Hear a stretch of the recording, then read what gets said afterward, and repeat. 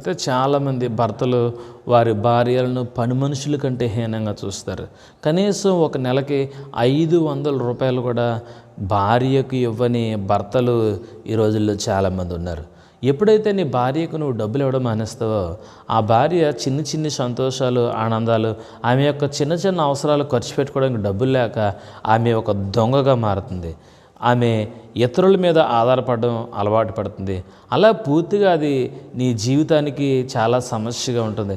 నీ కోసం ఉదయాన్నే లేచి నీ ఇంటి పని చేస్తూ, నీ కోసం పిల్లల్ని కానీ, నీ బట్టలు ఉతుకుతూ, నీ కోసం భోజనాన్ని సిద్ధపరిచి ఎన్ని పనులు చేస్తున్న భార్య చేతిలో నీ కష్టార్జితంలో ఎంతో కొంత తెచ్చి తన చేతికి ఇవ్వండి.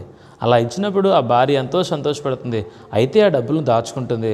లేదా ఆమె ఏదైనా చిన్న చిన్న ప్రతి 10 రూపాయలకి భర్తను అడుక్కోవాలి అంటే ఆ భార్య ఏదో ఒక రోజు తన మనసుకు నొచ్చుకుంటుంది. అలా నొచ్చుకున్న రోజున నీ బ్రతుకు నరకంగా మారుతుంది. కాబట్టి ప్రియమైన వాళ్ళరా, మీ భార్యలను మీరు నిష్ఠూర పెట్టకండి. వారిని సంతోషించేలా, వారు అడగకపోయినా వారి చేతుల్లో ఎంతో కొంత డబ్బులు మీరు ఉంచండి. అవి వారి ఆత్మీయంగా, లేదంటే వారి స్థితిని వారు దిగజార్చుకోకుండా ఉండడానికి మీరు చేసే అలవాటు వారిని చాలా ధైర్యంగా ఉంచుతుంది.